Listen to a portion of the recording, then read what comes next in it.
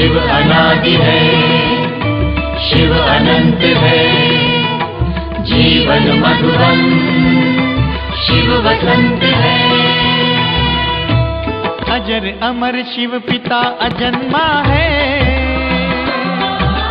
निराकार है, सत्य सनातन है। सत्यम शिवम सुंदरम। शांति 10 अक्टूबर 2024। सुनते हैं आज के ईश्वरीय महावाक्य। प्रातः मुरली। ओम शांति। बाप दादा मधुबन। शिव भगवान वाच। मीठे बच्चे, उठते बैठते बुद्धि में ज्ञान उछलता रहे तो अपार खुशी में रहेंगे। आज बाबा बोलते हैं, मीठे बच्चे, उठते बैठते बुद्धि में ज्ञान उछलता रहे तो अपार खुशी में रहेंगे। आज का प्रश्न है, तुम बच्चों को किसके संग से बहुत बहुत संभाल करनी है? आज बाबा ने पूछा कि तुम बच्चों को किसके संग से बहुत बहुत संभाल करनी है? उत्तर है, जिनकी बुद्धि में बाप की याद नहीं ठहरती, बुद्धि इधर उधर भटकती रहती है, उनके संग से तुम्हें संभाल करनी है। उनके अंग से अंग भी नहीं लगना चाहिए, क्योंकि याद में ना रहने वाले वायुमंडल को खराब करते हैं। इसलिए आज बाबा ने बोला कि अपनी बहुत संभाल करनी है। प्रश्न है, मनुष्यों को पश्चाताप कब होगा? मनुष्यों को पश्चाताप कब होगा?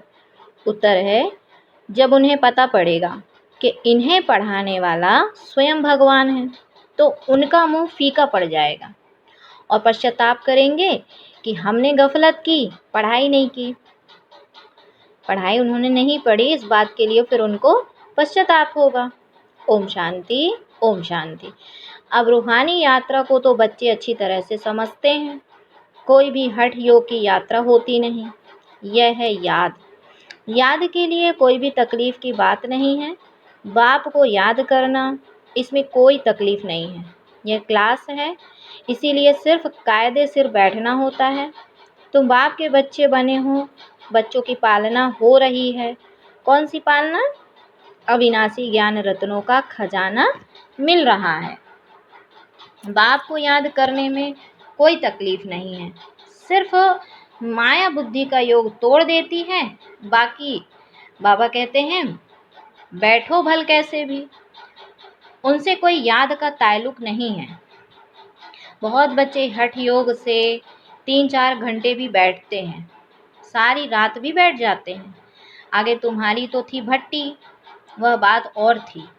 वहाँ तुमको धंधा धोरी तो था नहीं, इसीलिए यह सिखाया जाता था।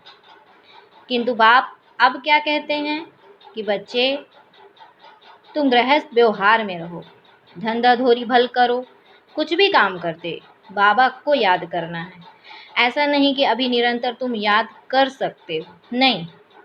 मतलब समय क्या चल रहा है उसके हिसाब से बाबा ने बच्चों को डायरेक्शन दिया है कि अभी बाबा कहते हैं समय की क्या मांग है, उस हिसाब से बैलेंस बना के चलो। बाबा ने कहा कि तुम गृहस्थ व्यवहार में भी रहो, धंधा धोरी भी भल करो, कुछ भी काम काज करते बाबा को याद करना है। ऐसा नहीं कि निरंतर याद तुम कर सकते हो, क्योंकि समय वो नहीं रहा जो पहले था। अब परिवर्तनशील है, तो परिवर्तन हो गया तो नहीं। अभी क्या बाबा ने कहा कि इस अवस्था में टाइम लगता है, निरंतर याद में अभी टाइम लगता है। इसलिए बाबा ने कहा कि अभी निरंतर याद अगर ठहर जाए तो फिर कर्मातीत अवस्था हो जाए। बाप समझाते हैं, बच्चे ड्रामा के प्लान अनुसार अब बाकी थोड़ा समय है, लेकिन ये भी ध्यान रखना है कि ये मुरली बाबा ने पहले चलाई थी। कब?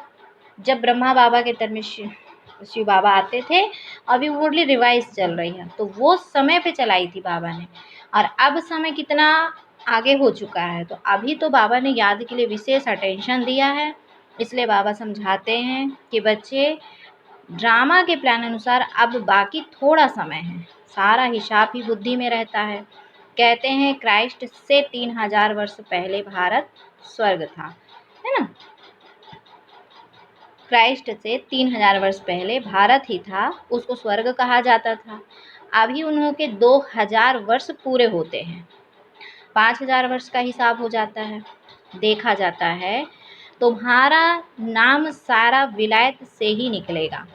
क्या कहा बाबा ने कि बच्चे तुम्हारा नाम माना तुम भारतवासियों का नाम सारा विलायत वालों से ही निकलेगा, क्योंकि उन्हों की बुद्धि फिर भी भारतवासियों से तीखी है। भारत से पीस भी वह मांगते हैं, शांति।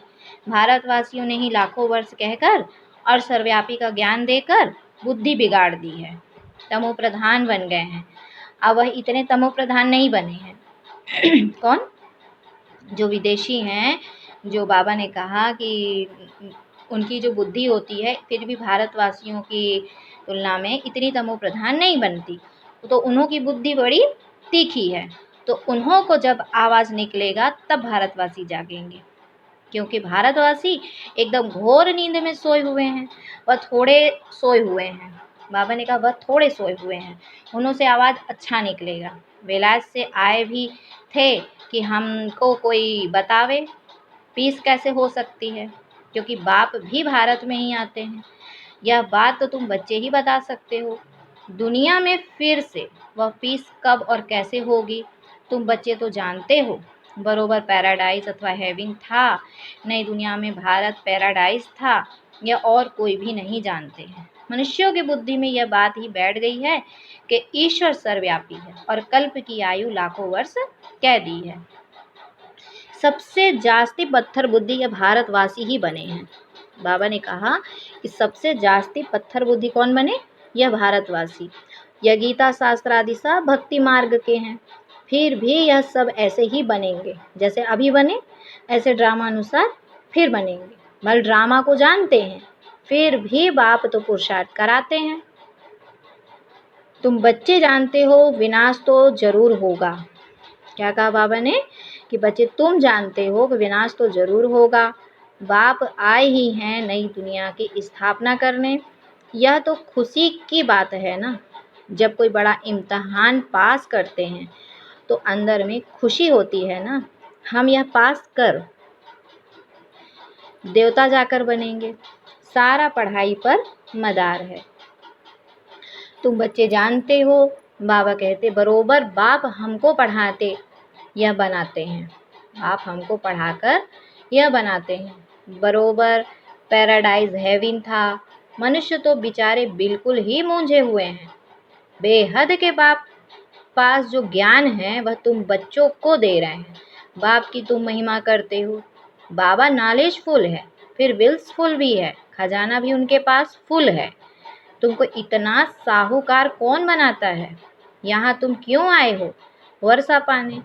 अगर कोई की तंदुरुस्ती अच्छी है परंतु धन नहीं है तो धन बिगर क्या होगा?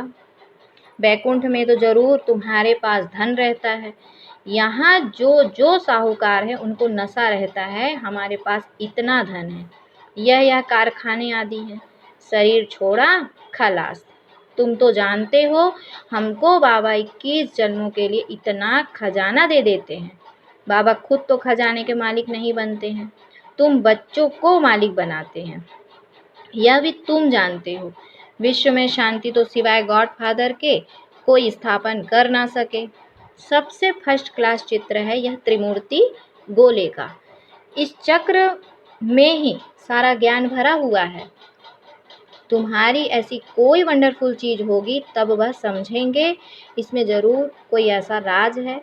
बच्चे कोई कोई छोटे छोटे खिलौने बनाते हैं, वह बाबा को पसंद नहीं आते हैं। क्या कहा आज बाबा ने कि बच्चे कोई कोई छोटे छोटे खिलौने बनाते हैं, वह बाबा को पसंद नहीं आते हैं। बाबा कहते हैं बड़े चित्र लगाओ जो दूर से ही कोई पढ़कर समझ सके। मनुष्य अटेंशन बड़ी चीज़ पर देंगे। इस पे क्लियर दिखाया हुआ है, उस तरफ है कलयुग, इस तरफ है सतयुग। बड़े बड़े चित्र होंगे तो मनुष्यों का अटेंशन खींचेगा। टूरिस्ट भी देखेंगे, समझेंगे भी अच्छी तरह से। यह भी जानते हैं कि क्राइस्ट से 3000 वर्ष पहले स्वर्ग था। बाहर तो ऐसा नहीं जानते।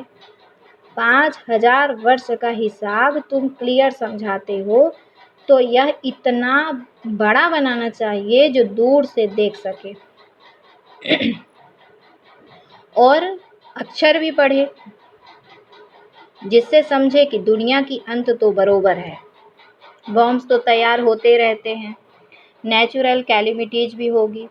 तुम विनाश का नाम सुनते हो तो अंदर में खुशी बहुत होनी चाहिए, परंतु ज्ञान ही नहीं होगा तो खुश भी हो ना सके।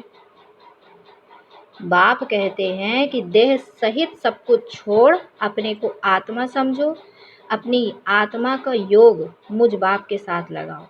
यह है मेहनत की बात। पावन बनकर ही पावन दुनिया में आना है। तुम समझते हो हम ही बादशाही लेते हैं फिर गवाते हैं। यह तो बहुत सहज है। उठते बैठते चलते अंदर में टपकना चाहिए।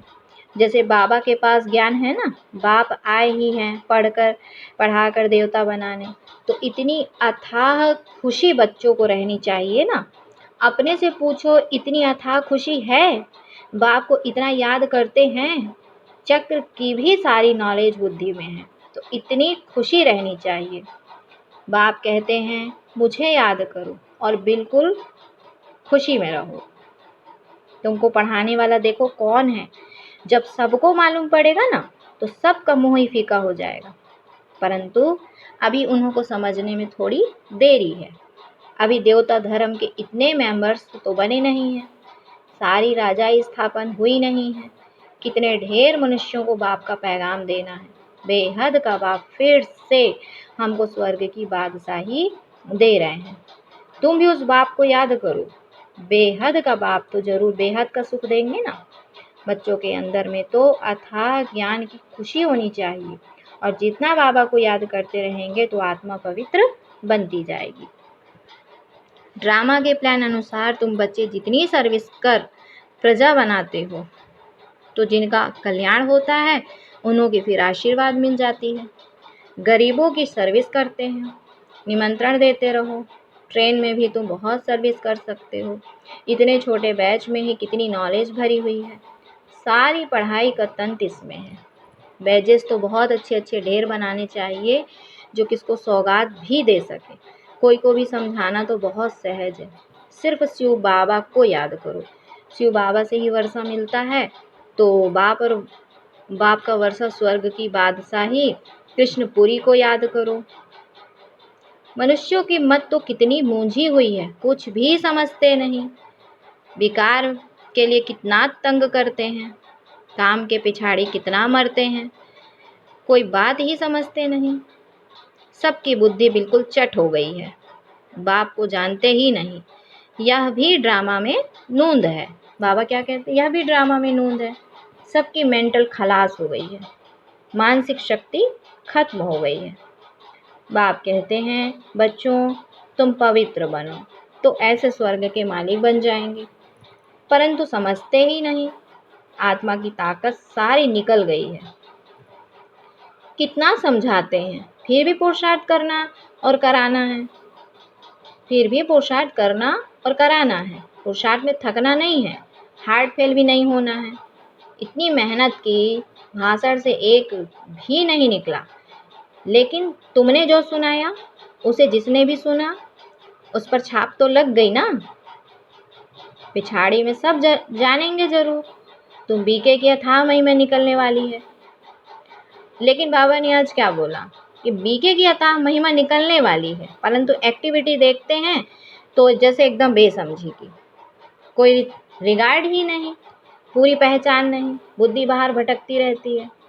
बाबा को याद करे तो मदद भी मिले, बाप को याद करते नहीं तो गोया वह पतित है। तुम बनते हो पावन। कौन? तुम बच्चे जो सम्मुख हो, जो बाप को याद नहीं करते, उन्हों की तो बुद्धि जरूर कहाँ ना कहाँ भटकती है रहती है। कौन?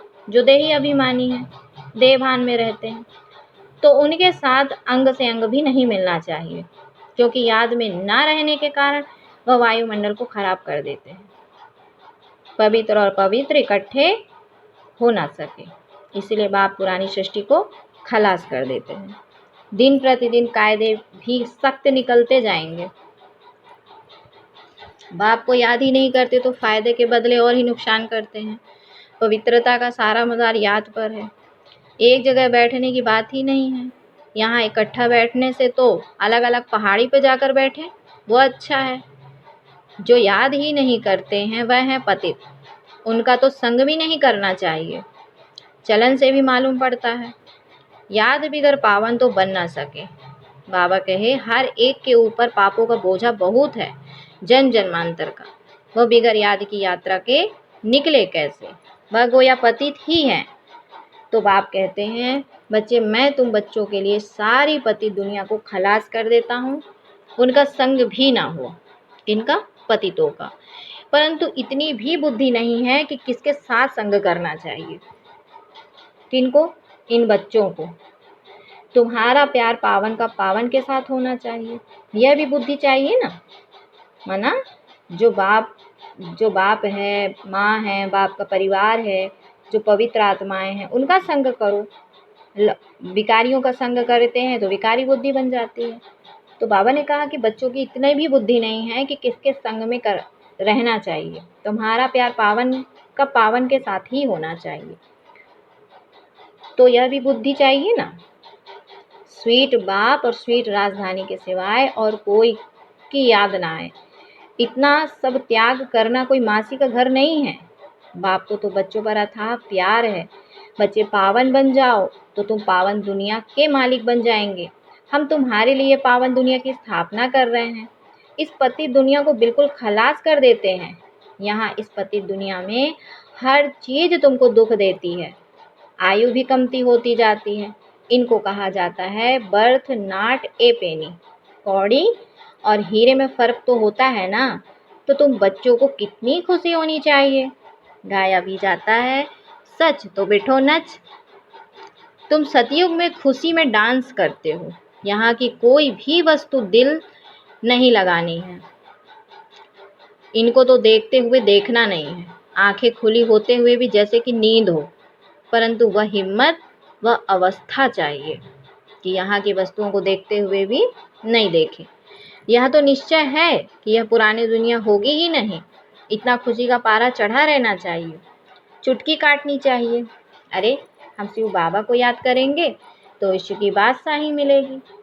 हठ योग से भी बैठना नहीं है, खाते पीते काम करते बाबा को याद करो। यह भी जानते हो राजधानी स्थापन हो रही है। बाप थोड़े ही कहेंगे दासी बने, बाप तो कहेंगे पुरुषार्थ करो पावन बनने का। बाप पावन बनाने का पुरुषार्थ कराते हैं, तुम फिर पतित बनते हो। कितने झूठ पाप करते हो। हमेशा शिव बाबा को याद करो तो पाप सब स्वाहा हो जाए। यह बाबा का यज्ञ है ना, बड़ा भारी यज्ञ है। वह लोग यज्ञ रचते हैं, लाखों रुपया खर्च करते हैं।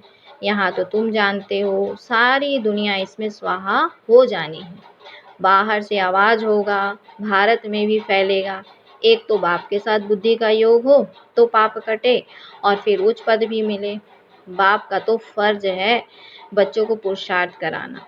लौकिक बाप तो बच्चों की सेवा करते हैं, सेवा लेते भी हैं।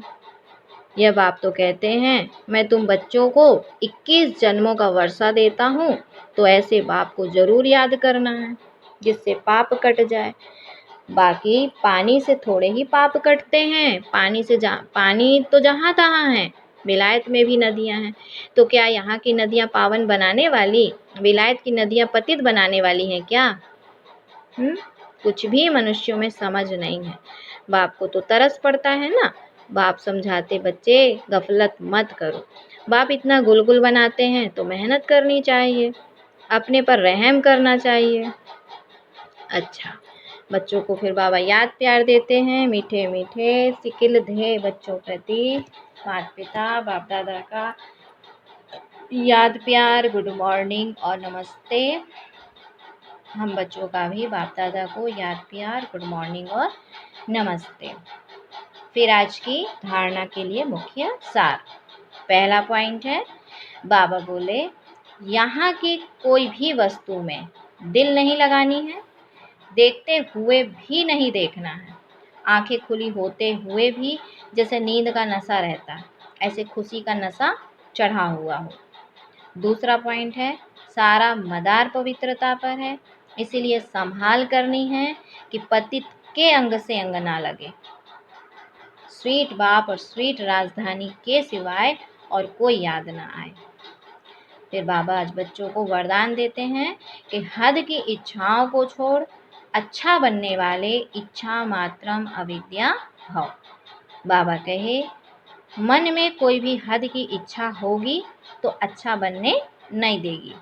जैसे धूप में चलते हो तो परछाई आगे जाती है, उसको अगर पकड़ने की कोशिश करो तो पकड़ नहीं सकते, पीट करके आ जाओ तो पीछे परछाई पीछे पीछे आएगी।